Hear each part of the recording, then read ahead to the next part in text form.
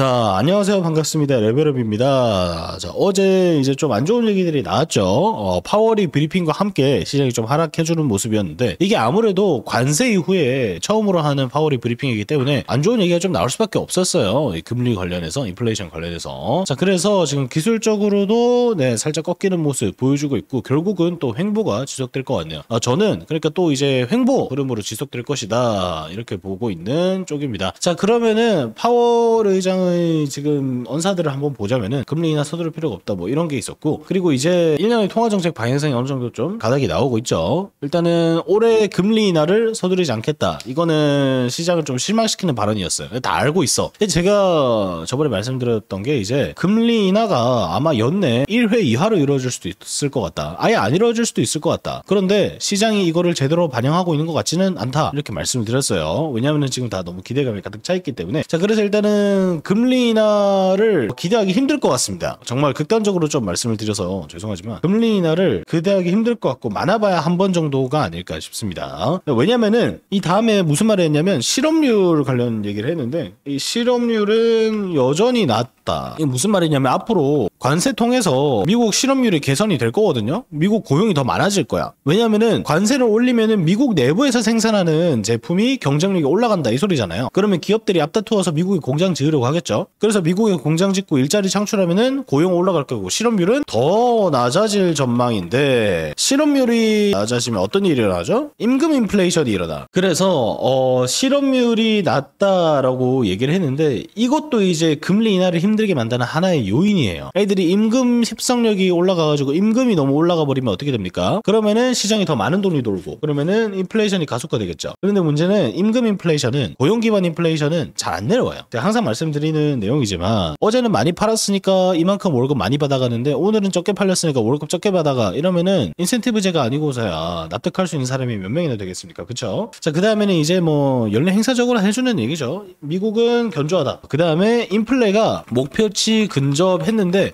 여전히 높은 수준이다. 무슨 말이냐면은 금리 인하 기대하지 말라라는 말을 돌려서 얘기를 한 거고요. 여기다가 이제 관세 여파까지 더해지면은 아무래도 이 인플레이션이 더 자극을 받을 수가 있을 것 같아요. 그런데 이제 아주 나쁜 말만 했냐 하면 그것도 아니거든요. 또 무슨 말도 해줬냐면은, 연준은 상황 컨트롤 가능하다. 우리는 상황 컨트롤 가능해. 우리 짬이 있잖아. 우리 알잖아, 그치? 우리 짬이 있고 불확실성 관리할 수 있다, 강한 포부를 보여줬고요. 그래가지고 솔직히 말해서 지금 시장이 오버하고 있는 것만큼 그렇게 문제가 생길 것 같진 않아요. 왜냐하면은 연준은 이미 어떻게 될지 대충 다 견적을 짜놨고, 거기에 맞춰서 이제 금리 정책을 수정하고 이제는 시장을 설득하는 일만 남은 거예요. 제가 봤을 때 일단은 제일 큰 악재는 뭐냐면, 연준이 핸들링 능력을 잃어버리는 거. 우리 이거 못하겠다, 우리가 틀렸다, 우리 이거 잘 못하고 있다, 예상치 못했다, 이런 얘기가 나오면 문제가 커질 수 있는 건데, 일단은 불확실성을 컨트롤할 수 있다고 하니까 뭐 그렇다고 생각하고 한번 지켜봅시다. 그런데 이제 연준이 해야 될 일은 뭐냐면, 본인들이 불확실성을 컨트롤하는 거랑 할 수 있는 거랑, 그 다음에 시장이 그거를 납득하는 거랑은 다르거든요. 그래, 불확실성 컨트롤할 수 있지. 근데 시장이 아직까지 금리 인하가 적게 나온다는 사실을 납득을 못했을 수도 있어. 그래서 연준은 앞으로 그걸 납득시키는 게 하나의 과제일 것 같고요, 충격 없이. 자, 그 다음에 금리 결정을 거시경제 지표, 그 다음에 변화하는 경제 전망, 이런 걸 통해서 고려를 해야 된다라고 했는데, 이거 무슨 말입니까? 이제부터 물가지표 미친듯이 중요해지겠죠? 이제부터 물가지표 나올 때마다 시장 등락폭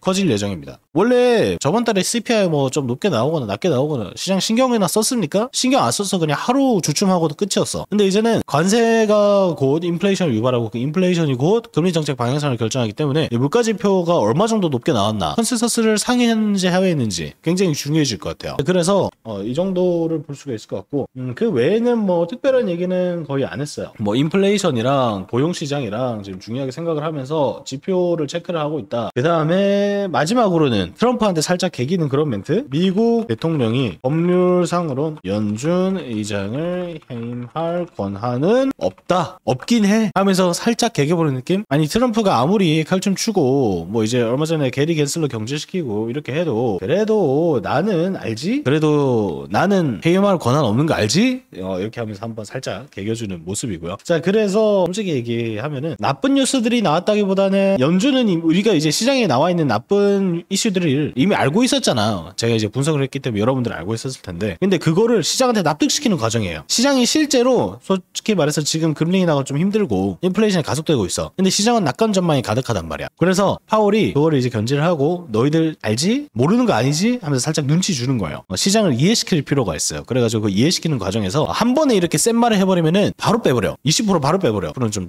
오바지만. 그래서 이렇게 살짝 언지를 주면서 눈치 주면서 하면은 시장이 이 충격을 나눠서 받아요. 그러면 오히려 회복력도 더 좋고 그래가지고 나쁘지는 않은 것 같습니다. 뭐 그래도 변동성은 딱 생각한 만큼 나왔고요. 여기서 변동성이 더 확대되지 않는 부분에서 일단은 만족을 하고 가야 될 것 같네요. 그 외에 이제 뭐 비트코인이 고점에 도달을 했다 이런 뉴스도 있는데 저는 이거는 반은 맞고 반은 틀리다. 어느 정도의 단기 고점은 도달했을 수 있을지 몰라도 저는 앞으로 더 크게 상승할 포텐셜이 굉장히 많다고 생각하고 134K까지 추가적으로 올라줘야 그 정도는 올라줘야 이제 슬슬 하락을 준비해야 될 수도 있겠다 이렇게 생각을 해볼 것 같아요.